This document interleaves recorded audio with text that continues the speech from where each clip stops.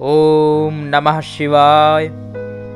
जो विश्व की उत्पत्ति, स्थिति और लय के एकमात्र कारण हैं। गौरी गिरिराज कुमारी उमा के पति हैं, तत्वज्ञ हैं, जिनकी कीर्ति का कहीं अंत नहीं है, जो माया के आश्रय होकर भी उससे अत्यंत दूर हैं और जिनका स्वरूप अत्यंत अचिंतनीय है और चिंता में हमेशा डूबे रहने वाले, समाधि में हमेशा निमग्न रहने वाले, ऐसे जो विमल बोध स्वरूप भगवान शंकर हैं, उनके श्री चरणों में मैं नमन करता हूँ, प्रणाम करता हूँ।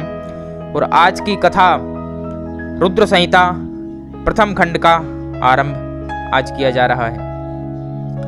आज की कथा में हम श्रवण करेंगे नारद जी की एक बड़ी ही सुंदर और मनोहर कथा कि कैसे नारद जी एक बार मोहित हो गए थे, मोह में फंस गए थे, इस माया जाल में फंस गए थे, जिसके कारणवशात इन्होंने भगवान विष्णु के पार्षदों को श्राप दिया था और भगवान विष्णु को भी श्राप दिया था, जिसके कारण उनका इस धराधाम भूमि पर अवतार हुआ श्री रामचंद्र जी के रूप में और जीवों के कल्याण के लिए उन्होंने अनेक प्रकार की लीलाएं यहाँ रची।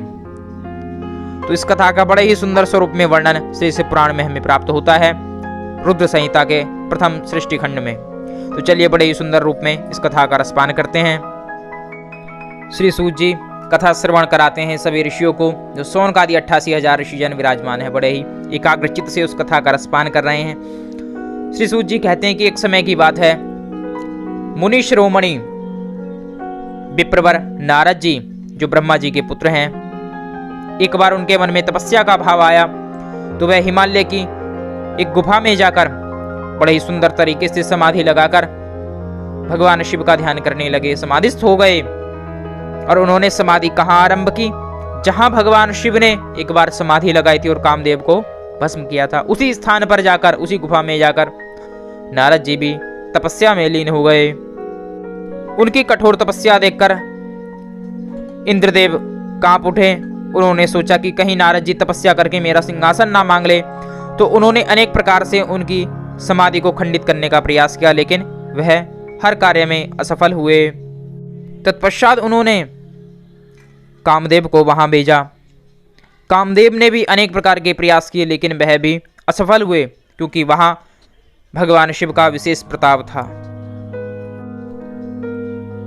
जब कई हजार वर्षों के बाद नारद जी की तपस्या पूर्ण हुई और उन्हें भान हुआ कि कामदेव भी मेरा कुछ नहीं बिगाड़ सके, तो उनके मन में एक व्यर्थ का गर्व हो गया कि मैंने कामदेव पर विजय प्राप्त करी।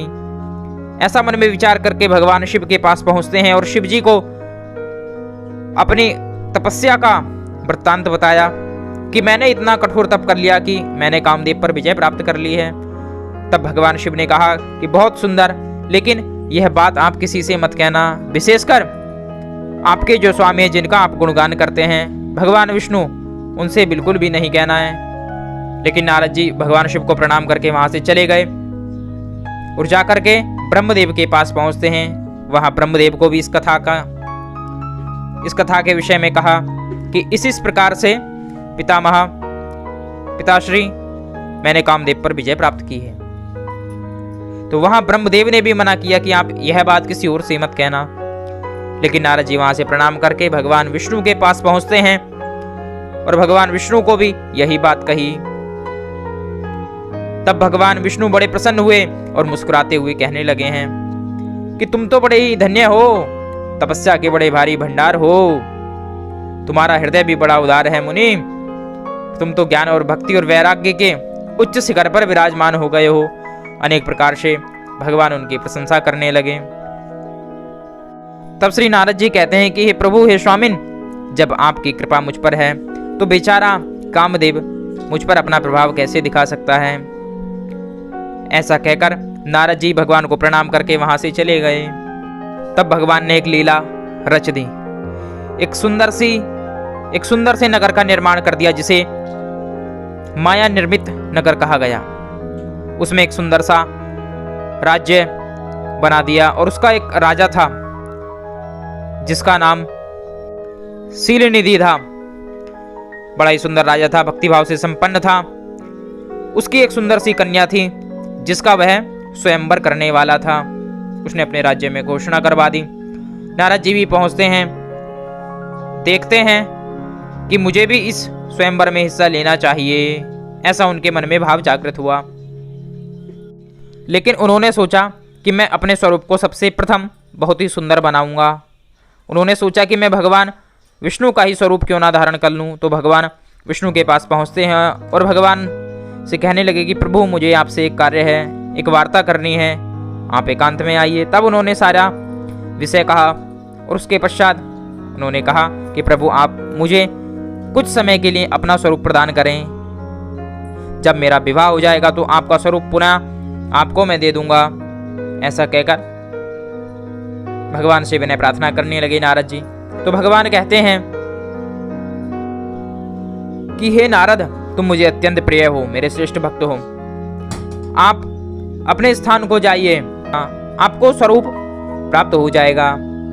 तब नारद जी वहां से प्रस्थान करते हैं और अगले दिन उस सील निधि के राजकुमारी के स्वयंवर में पहुंच जाते हैं, जहां सभी राजा आए हुए थे।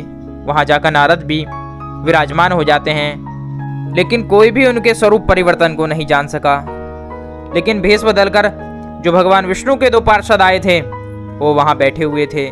दोनों आपस में वार्ता करने लगे और नारद जी को देखकर हंसने लगे। और कुछ ही समय में भगवान विष्णु भी वहां आ पहुंचते हैं स्वरूप धारण करके अपना। तब वह जो राजकुमारी थी, जो कन्या थी, उसने वह वरमाला किसी के गले में न डालकर भगवान नारायण के गले में डाल दी और भगवान नारायण और वह सुंदरी अंतर ध्यान हो गए। तत्पश्चात नारद जी बड़े क्रोधित हो उठे।